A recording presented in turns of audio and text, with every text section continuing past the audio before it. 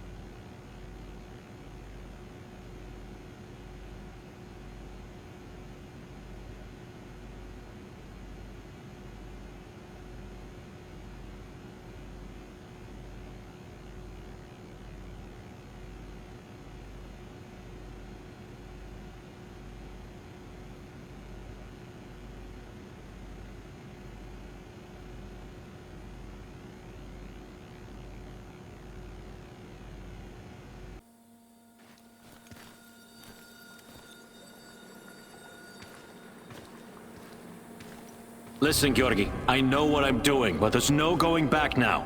I know, my dear friend. It's just that we lost such a brilliant mind that terrible night. I'm afraid of losing you, too, all over some romantic squabbles.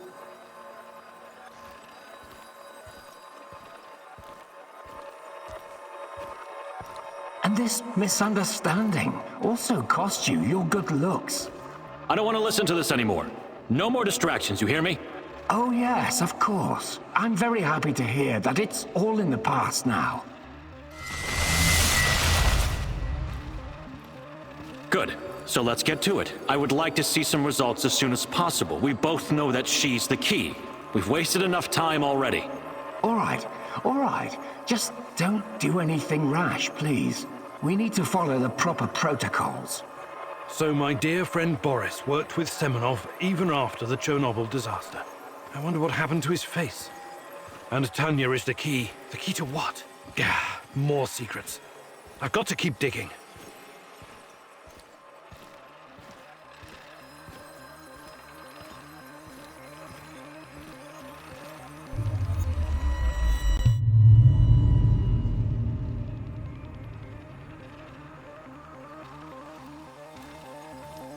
Your trials were too aggressive, my friend. I told you that you were using too much, didn't I? I told you. You're lucky you didn't end up brain dead like the others. But here we are. Boris is dead. Truly dead this time. There's no reason to pretend otherwise now. I suppose I should have seen this coming. The mental projections you told me about, the visions, they've been building for some time. To be honest, I just thought that your hallucinations meant you were losing your mind. Prolonged exposure to Chernobylite often causes psychosis and hysteria, after all. Why, I've seen the test subjects babbling about Cthulhu, or wanting to save the world from rats. You really did it, my friend. You crossed the Rubicon. You achieved something that no one has ever achieved before. Well, except her. But she has a different purpose. You will be the first of your kind. You will help me bring about a new era of human evolution. You will help me reach the stars.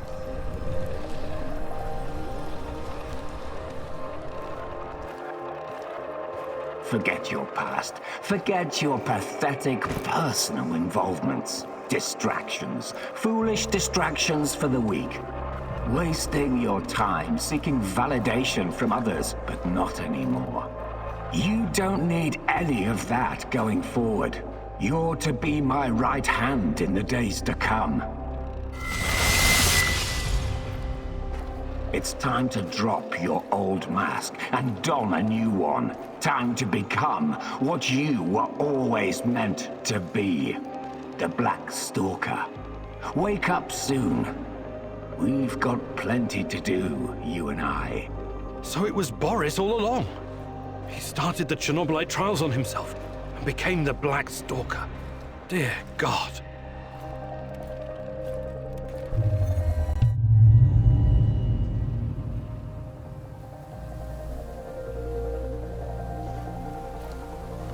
I've told you everything you need to know, General. What seems to be the problem?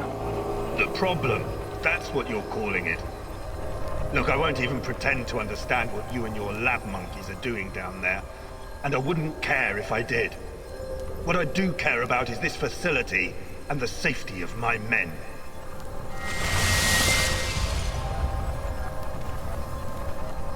So the next time you decide to rush an experiment that can potentially release a bunch of fucking monsters into the world, please tell me beforehand so I have time to devise a strategy. First off, the shadows are key to our research. They are hybrids that... You know what? I won't bother you with details that you won't be able to understand anyways. And second, actually, no, I'm responsible to the board, not to you, Kozlov. Your job is to safeguard this operation, not lecture me on things you will never come close to understanding. In fact, the board wants you to cooperate closely, very closely, with my right-hand man. I would like you to familiarize him with all of our security protocols.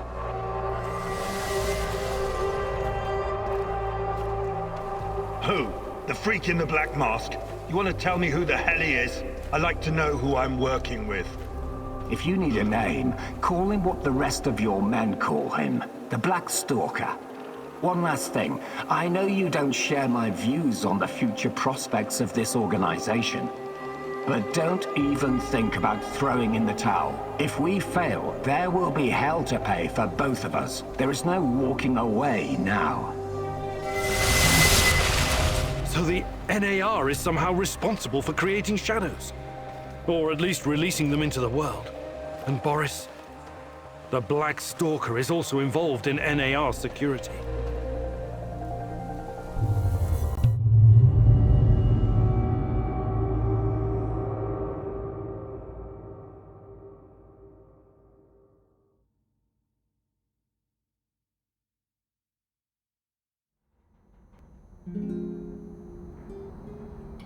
Igor! Igor! I need you. I need you now. Tanya? Meet me in the Pripyat residential area.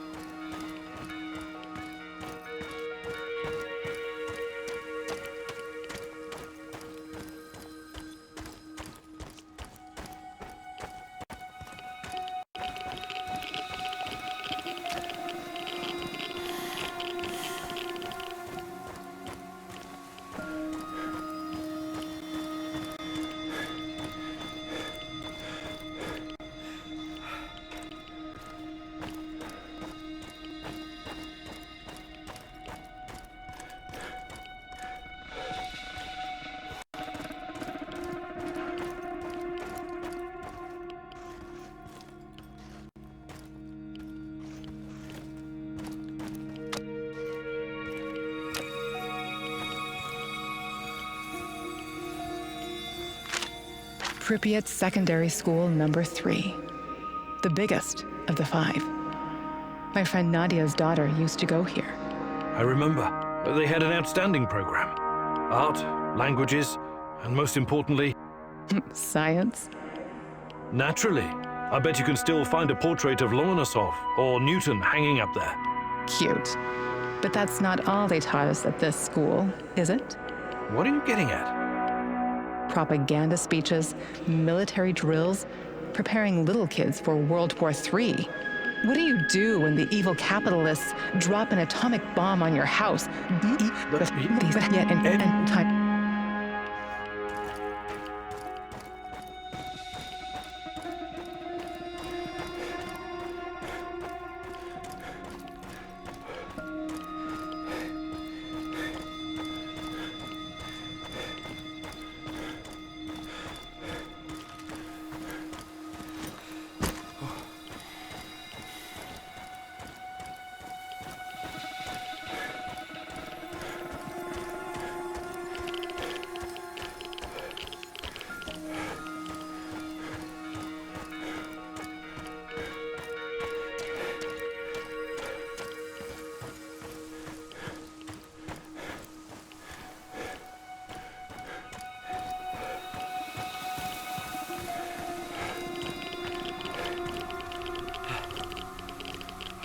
The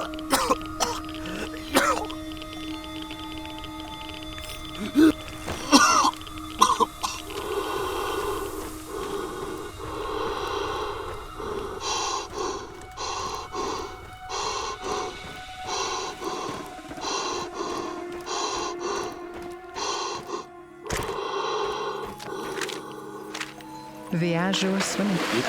Deep.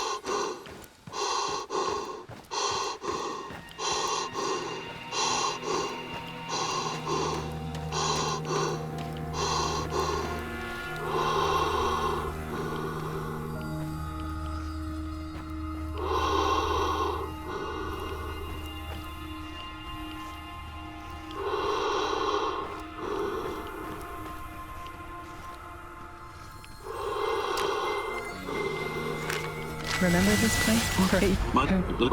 You're on from inside the tree.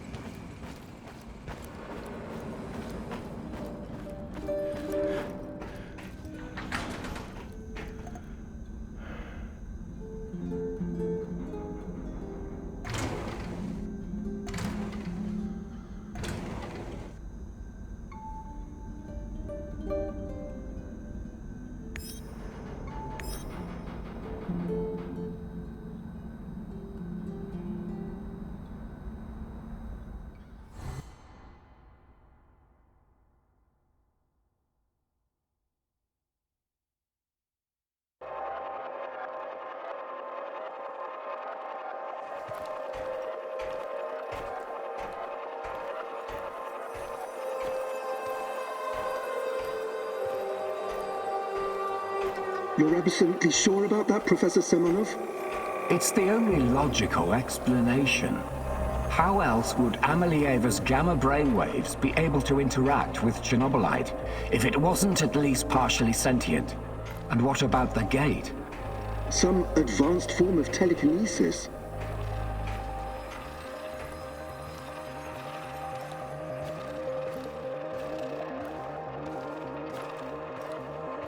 That's not a sufficient explanation, not by a long shot.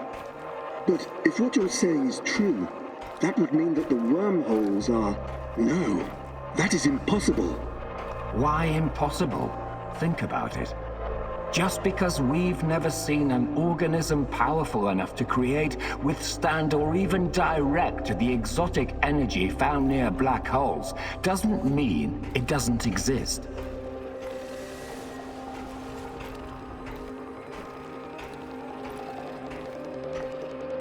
So these fractal tunnels, they're also organic. So we're what?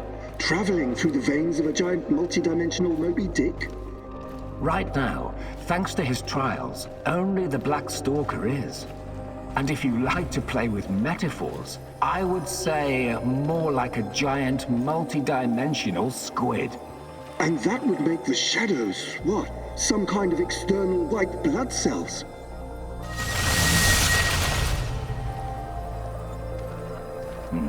I quite like that theory.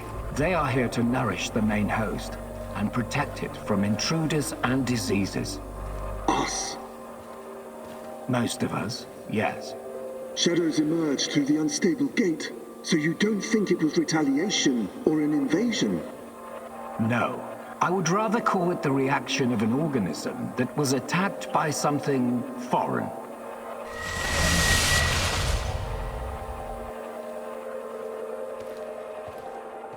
By foreign, you mean our test subjects?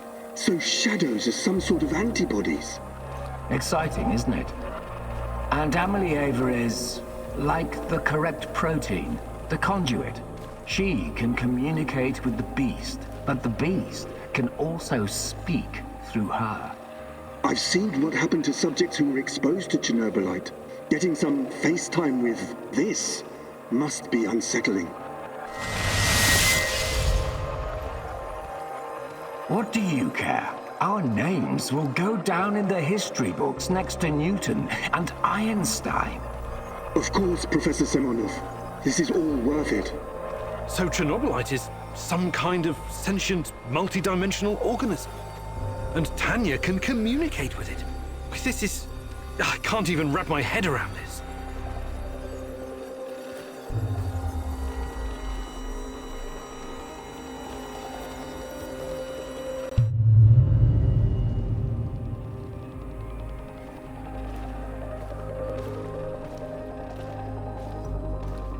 It's been so long, my love.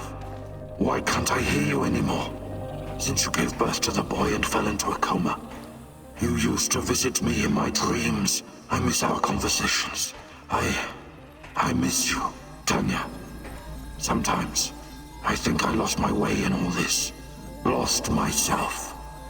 We both made so many sacrifices, and now I'm not even sure what awaits us at the end of this road. But this is our only chance to be together. You cannot lose hope now. Please, just let Semonov have what he wants. Give it to him, and then we can have each other. Poor bastard. It seems his delusion keeps him going. But I need to focus. I have to find out what Tanya is supposed to give to Semonov.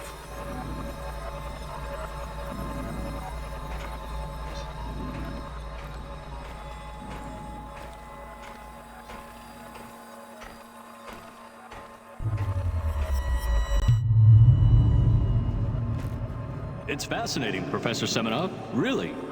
But I'm here to discuss business, not scientific curiosities. Our investors need to see a return on their investment. You don't need to worry about that. It can be monetized in ways they can't even imagine. But that's just the thing. These people don't like surprises. They want to know precisely what to expect. New types of weapons, medicine, a new means of transportation. All of that, and more. You can tell your precious investors that the millions they're pouring into our project will come back to them as billions.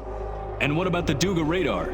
It's been drawing all kinds of unnecessary attention over the years. These dark tourists and those damn stalkers. It has served its purpose. You can scrap it and make razors for all I care. We've got Ava now. She's the ultimate conduit.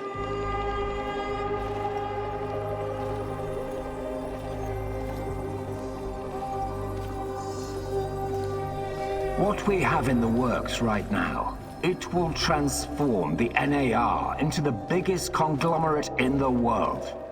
It's going to be a $1 trillion business. We will use Amelieva to stabilize the gate to another world, the Chernobylite's world. And once we are able to travel there, this will be a revolution unlike anything humanity has ever witnessed. You could call it an ontological shock. Ontolo what? Never mind. Okay, as long as you find a safe way of putting a dollar sign on it, you've got the permission of the board. But, you know, just keep your feet on the ground, okay, Professor? We're here to make money, not destroy the world or cause shocks of any kind. I've got it all under control. Everything is in place, and our patient zero is ready. Dear God, so that's what Semenov needs Tanya for? Stabilizing a wormhole? A gate to the origin of Chernobylite.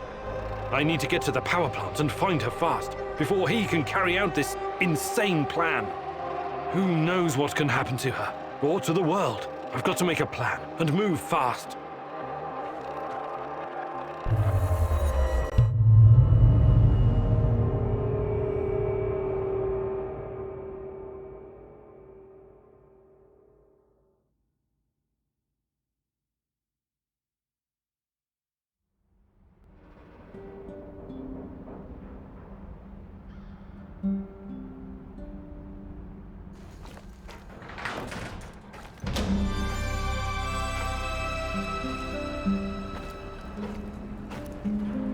I need to talk to you, Igor. What did go and deep so?